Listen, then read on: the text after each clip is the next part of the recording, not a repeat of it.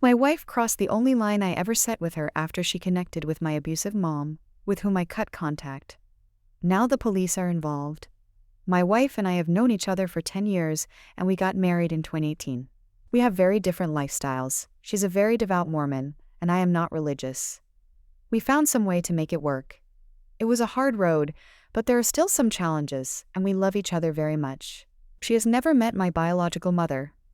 My parents were divorced long before I met her, and I broke contact with my mom after I turned 18. My mom was extremely abusive towards me growing up. She physically abused me and my sister regularly and tried to frame it on my father. She was able to manipulate a doctor to give me multiple medications growing up, and she'd steal the meds. Her dirty boyfriend also tried to be abusive to me too. I cut my losses and cut all contact with my mother and her family. So did my sister. My parents, dad and stepmom, didn't approve of my wife at first because of her religion, but they get along now. When my wife asked me when she'd meet my mom, I told her she never would. She's a violent and terrible woman, and she has no place in my life, and I didn't want her involved in ours. I also told her not to contact anyone in my mom's family. Recently, my mom showed up at my work, which she had no knowledge of. It got ugly, and police had to be called to remove her from the property. It was such an embarrassment. When I got home, I told my wife, and she just had an ashed look on her face. I asked what that was about, and she confessed that she reached out to my mom and told her where I worked because my mom wanted to make amends. My wife's beliefs are that everyone deserves forgiveness and doesn't believe something could be unforgivable. I told her that violated the one thing I told her was out of bounds, and she didn't even tell me until it hit the fan. She, of course, has been apologetic. I told her we'd get there, but I needed to get through it. I've been sleeping in the office at home, and we've barely spoken since.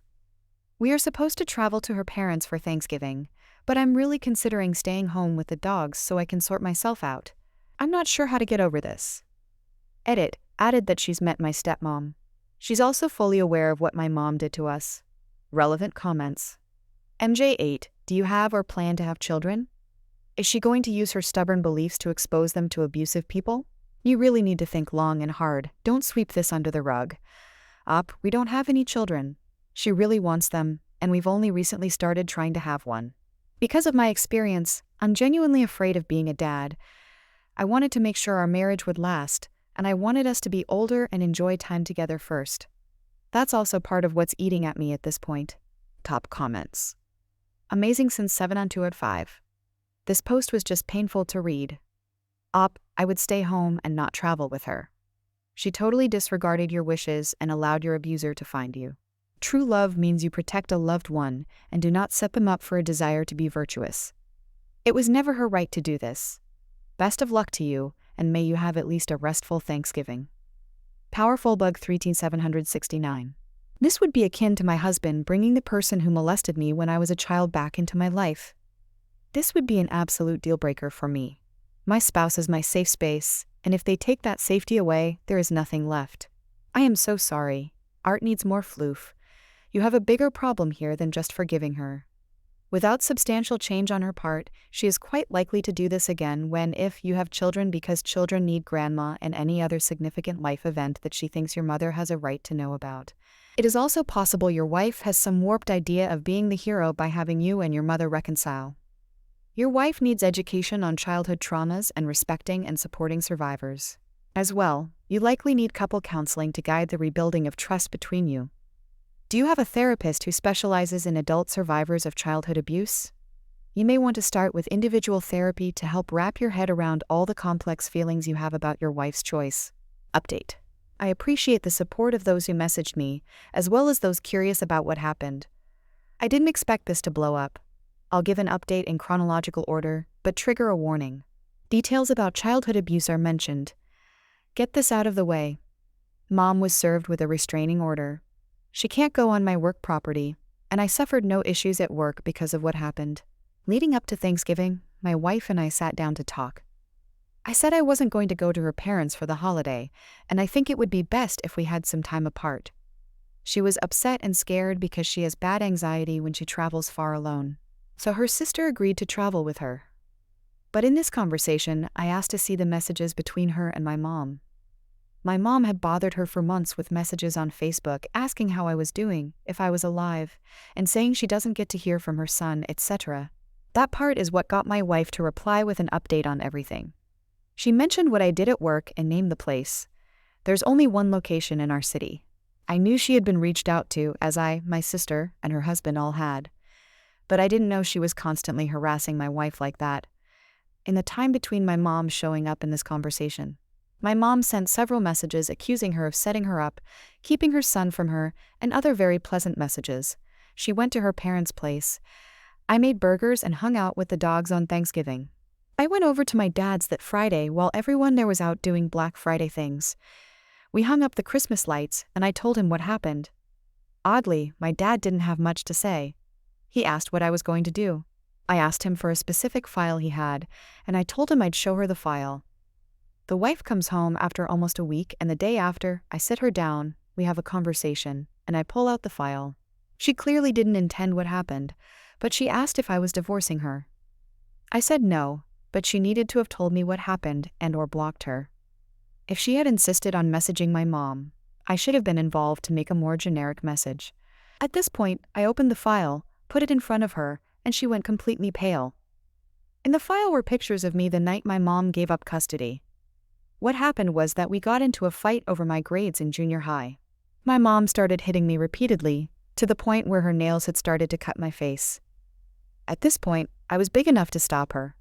I caught her wrist, and I twisted it enough to where she stopped and ran out of the house. The police were called because my mom said I broke her wrist. I didn't. My dad picked me up, took photos of my bruised and cut face, and my mom released custody to him. A few of these cuts left scars that are still visible on my cheek and sideburn area. After explaining what she was seeing, she looked through what was in there.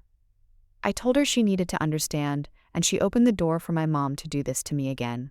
To my mom potentially doing that to her, and if we had any kids, they'd be at risk for the same abuse. Because my mom hasn't changed, her messages were the master manipulator going after my innocent wife. She said she didn't know it was this bad, and she didn't mean that to have happened. I said we needed to go to therapy as a non-negotiable, and she agreed. I caught some heat from her parents for showing her the file. Her parents had me promise them I'd protect her and not ruin her innocent view of the world, which I guess is the way to word it. She had a very slow grasp of real-world things that weren't very present in her church upbringing. Although they actually agreed, she shouldn't have responded to my mom, which was surprising. I did some solo therapy before we did our couples therapy. She was a little upset because I was distant during the holidays, like I wasn't there. Apparently, I had some kind of repressed or undiagnosed PTSD, and I began dissociating again after that happened, which is why it didn't seem like I was present. I feel like we are making progress. The therapist said my wife had this subconscious desire to fix things and make her perfect family because of some issues her parents had and some issues on both sides of her family. So that was likely why she responded without checking with me. We have stopped trying for a baby for now, which she's devastated about presently because one of my stepmother's mother's sisters announced she's pregnant, and it really kind of hurt her because she really wants to be a mom. We are spending time together again and sleeping in the same bed. She's tried really hard to make it up to me, and she's been trying to read more about abuse and understand those things, which is hard for her. We tried to get things back to normal throughout Christmas and the New Year. Presently, we are doing our therapy every 2 weeks, and I see my therapist in the weeks in between. Thinking back, showing her the file with those pictures may have been a step too far. Our therapist said it was probably a lot for her to take in. But I said it in our session, and I said it the next night. She needed to completely understand what door she opened, what repercussions could have come from what she did, and what could happen to our theoretical children if she opened that door again. I'm not sure if there was an alternative to showing her that file, but I think she understands what I really went through. Now, my wife will sometimes rub the scar lines on my face and just give me this strange look. She never questioned those scars before, and she just looks at them like that sometimes. That's where we are at. I think things are salvageable, as the way things came out before, it seemed like she sought out my mom. But I think she just got played and just attempted to give my mom some peace of mind, but unintentionally made a problem that she didn't understand. Thank you again for those who reached out and offered support before. Unnecessary to read, but for context. The example my wife gave in therapy about me not being present was this. We have a tradition in the second week of December, we go out together, get breakfast, and do our Christmas shopping. Usually at Target because she likes getting a Starbucks hot chocolate. But as we'd go through, she'd look back at me, and I was often just staring off in the distance or not really giving full answers, and I admitted I didn't remember most of what we did that day. Which she was sad because that's one of the things about the holidays she most looks forward to is that day together. Relevant comments. Laborious. Does anyone else think this is kind of fucked up? It's this exact innocent view of the world that led her to be taken advantage of. What if the mother got the idea to have Op's wife get them to meet face to face for a reunion? There's a difference between one's innocent view of the world being shattered by abuse and knowing enough about the world to not be naive and fall into traps like this. Op's stronger than I'd be in this situation. I wish him and his wife the best. Op, I understood where they were coming from. This was a promise from when we got married, and in a way, they felt me showing her graphic abuse was against that promise. Especially since abuse, rape, and other things in that nature are really quieted and not talked about much in her religion. My dad and stepmom were first responders. She had a hard time grasping the horrible things my parents would see. My line of work, I also see the worst in people, and she has a hard time grasping people can be so awful. Not to be too far, but this spread to her at home. She didn't know sex was for anything but child-making, and she can have fun and it's okay to like something. It was a very broad statement, I knew what it applied to. But I think this could paint the picture of what they meant. I'm very grounded in reality, and she still sort of sees the world as sunshine, rainbows, and butterflies. Which isn't a bad thing, she sees the good in everyone. Just this was the moment she crossed the line and lacked good judgment. 6 bubbles. So has she agreed to NC with mom and never pull that again? Op.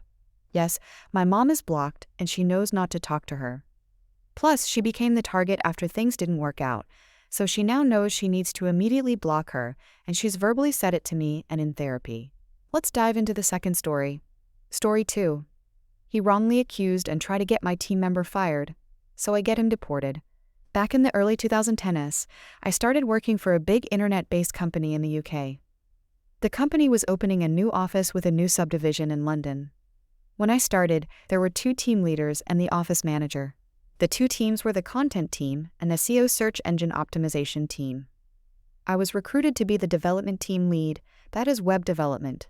When I was interviewed for the job, both the office manager and SEO team lead were carrying out the interview.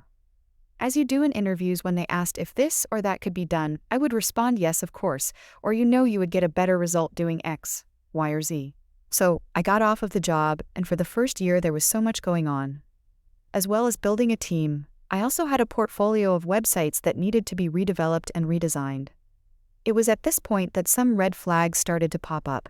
I would have the SEO team lead, we will call him Andy, coming to me and telling me that I needed to do things the way he wanted. I would always push back and say no, and give a reason why I was doing things the way I was. Andy would get irate and would complain to the office manager about me. When the office manager would ask me about it, I would explain what had happened and why I had said no, and the office manager would leave it there because at the end of the day, I was the one with the experience in web development, not Andy. This happened a few times over the first year, and I then realized that the reason that Andy was getting so irate was because he thought that I would be a yes man to him.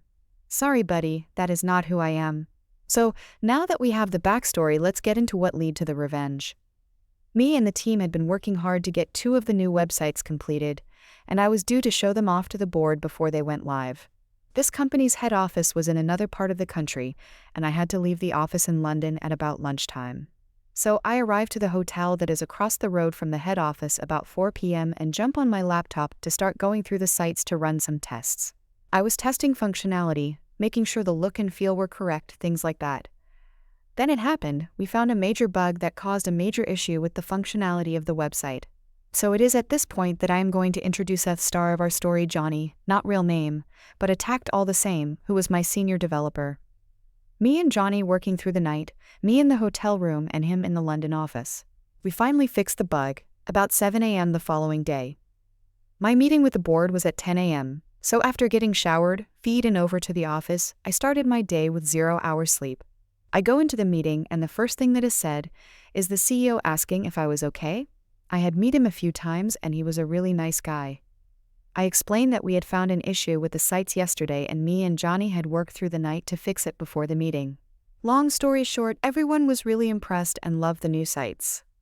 At the end of the meeting, the CEO pulled me aside and thanked me for everything, and then told me to go home and get some sleep. It was about a 3-hour train ride to London, and then another hour home. I thanked him and went on my way. So, after taking my team out for a well-deserved lunch to say thank you, the office manager then organized a night out for the whole office to celebrate on the following Friday. We started off at a fancy bar, not my sort of thing. I am a man of cheap tastes, and then everyone moves on to a small club. I go to the club for a bit, but then leave quite early in the night as I need to get a train home. I say my byes and then head home. I come into the office on the Monday, and there is something going on. I speak with Emma, not real name, the content team's lead. She does not know what is going on, but there are people from head office, HR and others. Then a few minutes later, all the team leaders are called into a meeting. We are all squished in one of the small meeting rooms. There is office manager, 2 members of the HR team from head office, and the 3 team leaders, including myself. So, HR explained that there has been a complaint made against Johnny. A member of the CO team, we will call him Mark, had called Andy on the Friday saying that Johnny had been making racist comments while everyone was out at the club. Both myself and Emma were taken aback. This was not like Johnny. On a side note, I felt that I need to explain the races of people involved. This is just for context and not an attack on anyone involved. Johnny, Emma and I are white British. Andy is African, born in Britain, I believe, and Mark is Indian. Once again, I believe. So, the whole day was spent with HR doing interviews with the other people that were there that night, and we then all reconvened towards the end of the day. The result of the interviews were that no one had heard anything like what Mark was saying. So, it was Mark's word against Johnny's. This was not acceptable for Andy. He wanted Johnny fired and cried we could not have someone like that in the office. So, both Emma and I looked at each other, and know that it was strange that he was so instant on firing Johnny with no evidence. Both the office manager and HR agreed, and Johnny was let off with a warning, and to be aware in the future of how things he says that could be misinterpreted. Life went back to normal in the office, that is until about 2 months later. The story of what had happened had gone round the office, about 12 people. Then one afternoon, I was pulled aside by one of the guys on the content team, and he said that he had overheard Andy and Mark talking and thought I should know. We went into one of the meeting rooms and he laid everything out. What I heard made my blood boil, and I think had I been in a cartoon steam would have been erupting from my ears. He told me that the racism complaint was faked and a plan that Andy had to attack my team because I would not bend to his demands. Him and Mark we on a call outside the club. Andy was not there that night, and that is when he heard what they were doing. It later came out that their plan was to make the complaint against Johnny and get him fired, which would then lead on to Andy complaining that I was not fit to run a team if I let that sort of this happen under my leadership. My first question was why he didn't bring this up with HR in the interviews. He said that he did, but it was his word against both Andy and Mark. I thanked him for this and went on with what I was doing. I was pissed. There was no way that I was going to let this slide, but I knew that if I was going to go after them, I needed to have everything in place beforehand. I didn't tell Johnny what I had been told and asked the guy who told me to keep it to himself for now. I didn't want Johnny to get pissed off and do something that would get him fired or worse, affect any revenge I could dish out. So I watched. I watched everything the CO team did and didn't do. Then it happened. It was like angels had descended from heaven to deliver me the winning lottery ticket. The building we were in was a 3-story building with a main staircase and a door on each floor to the offices. The stairwell also leads to a door out to the street. At the time, I was a casual smoker and used it to get a break from the screen and clear my head if something I was working on was not going well. So, I walk out of the door to the office and into the stairwell. And who is there? Mark, of all people. He is on the phone, and he goes white as a sheet when he sees me. Now he is in mid-sentence with the person on the other end of the phone, and as I am walking past, he is forced to carry on the conversation. I overhear, and from what he is saying, I can tell that he is talking to a school or something like that. The conversation sounded like he was looking for information about applying for and getting a visa. I thought that was a strange call to be having, and something was fishy about it. I had my suspicions as to what was going on, but nothing concrete at this time. A few days later, I was heading back up to the head office, and by that time we had a new office manager who lived near the head office, so was based there most of the time. When I got there, I dropped my things off at the hotel and headed over to the office. I went to his desk and asked to have a quick chat. I explained to him what I had overheard Mark talking about on the phone and said that maybe the company might like to look at his visa status. So, a week went by and nothing seemed to happen. Then bam, he stopped showing up to the office. A few days later, I got told what had happened from one of the other CO team members. Mark had been fired with immediate effect for no longer having the correct visa to work in the UK. The company did not want to get involved in sponsoring a new visa for him. I don't know why. I started asking questions around the office, random chit-chat, and I found out that Mark is from Dubai, and he was here on his wife's student visa. I don't know how that works, but it was all above board. I also found out that his wife's course had finished, and that left them with a small window of time to get a new visa. I don't know how that works, but it was all above board. I also found out that his wife's course had finished, and that left them with a small window of time to get a new visa. That is when it all clicked. Now there are some doggy people in London and everywhere else, and they would set up these fake collages that would sign people up to get visas to live and work in the UK.